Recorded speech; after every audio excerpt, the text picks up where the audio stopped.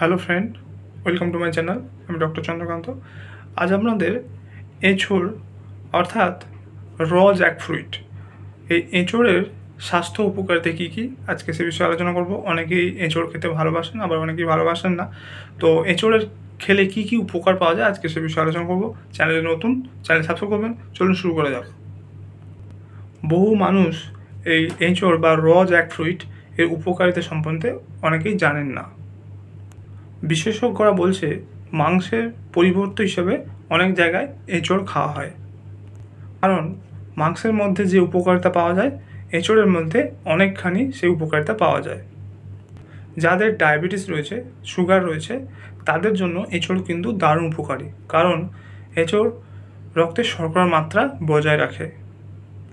শুধু তাই নয়, এঁচোড় কিন্তু খারাপ কোলেস্ট্রল অর্থাৎ এলডিএল কোলেস্ট্রলের মাত্রা ঠিক রাখে। এছাড়াও হৃদরোগের ঝুঁকি কমায়।